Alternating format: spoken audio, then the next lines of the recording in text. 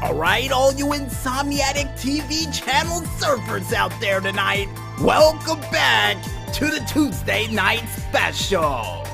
And according to the Maestro, since this show is going to somehow overlap into the month of Independence, we decided to do a full scrub of the old calendar, and at the same time, Maestro has put away a box on the side for this computer that we're on right now, which will be officially retiring for episodes for all the shows after its 6 long years of wonderful service. So before we go any further into the broadcast, we would like to thank our sister for this said computer we've been using for 6 years, and we can't wait to see what we got up our sleeves for it in the near future outside of all the shows that we do.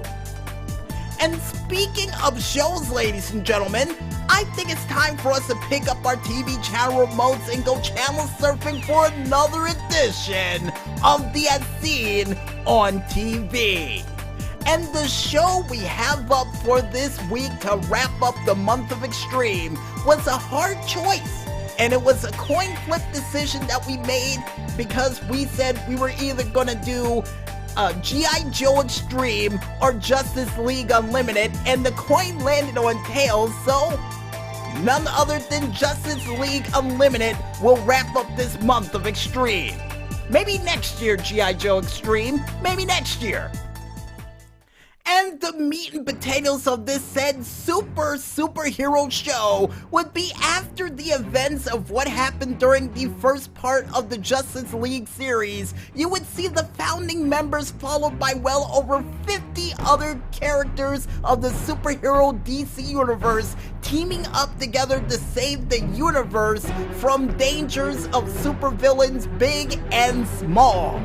And that's the best meat and potatoes we can come up with this show, because originally the season finale for this said show was supposed to be Star-Crossed, which was the final episode of Justice League, only for Cartoon Network to crave for more episodes, hence Justice League Unlimited coming to life. The best way we can explain it.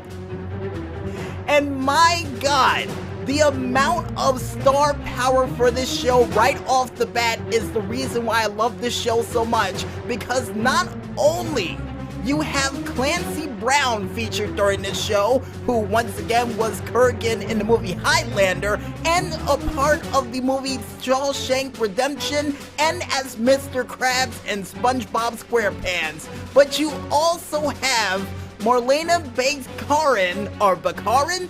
Hopefully we got that name right, who was not only a part of the wonderful sci-fi series of Firefly, but was also a part of the superhero movie known as Deadpool.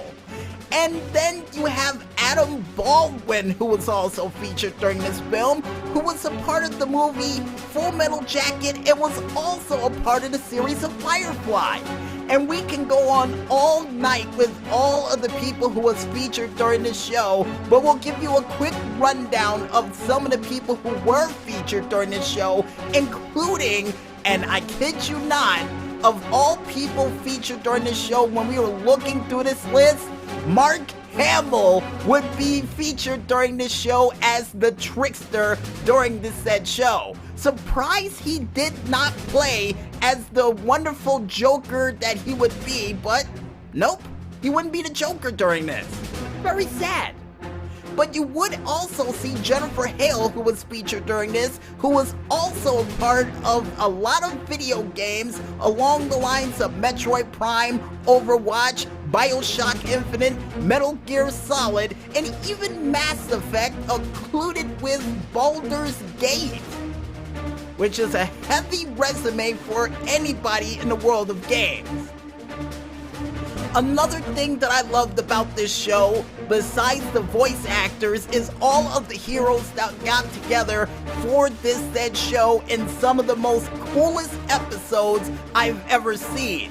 And not to mention Batman trying to go above and beyond the Call of Duty to try to perform the same way as everybody else would, was incredible to see during the show. And another thing that I loved about this show, besides all of the superheroes that was featured during it, and the villains, including Darkseid and even Parasite, and a couple of the original members of the Legion of Doom that was featured during this as well, was the fact of how some episodes were very lighthearted, but at the same time, a couple of them really got real dark real quick during all of the episodes of Justice League Unlimited. And I think one of the funniest episodes, and I could be wrong if it was included in the original Justice League or not, but I do believe the Christmas episode featuring Hawkgirl and Green Lantern was probably one of my favorite episodes when they started that bar fight to celebrate Christmas in their own special way. And one of my favorite Dark-like episodes would have to be the episode where Darkseid came back, and also in the form of Justice League. I think the one episode where I do believe Lex Luthor tried to bring back his buddy Brainiac, causing Darkseid to come back. And the guy, and I kid you not when I say this guy who traveled time actually stopped time to warn him about what he was about to do, only for him to ignore him, tell him, shut up, you don't know what you're doing, I'm gonna bring back my buddy Brainiac, for him to nearly destroy the world, all to bring back Brainiac, only to bring back Darkseid back from the dead after Superman killed him. Good job, Lex Luthor, good job. I think me and my sister laughed about that episode for a good 3 months after it aired.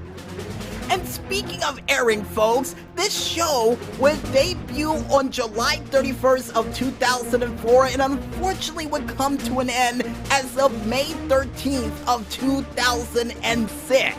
So by next month, folks, this show will be approximately 16 years old. Yikes!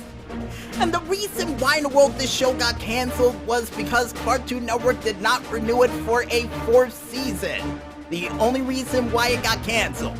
And I do believe another incarnation for this show later on down the line would be along the lines of Young Justice, which would see Superboy make his debut to the big screen, or the big screen in your house.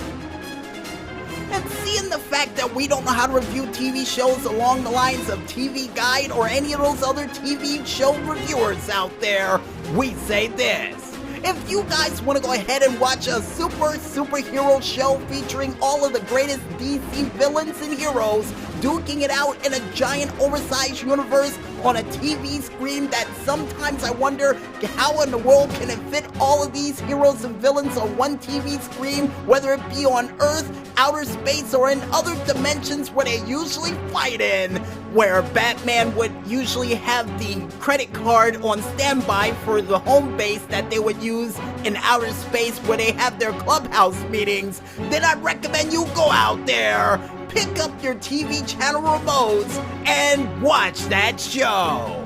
And trust me, folks, despite it only having 3 seasons, it's definitely worth the watch. And I guess with that said, folks, we might as well head back into the music, and when we return, we'll be back with more of the Tuesday Night Special right after this. So don't go watching reruns of your favorite shows just yet, folks, and stay tuned.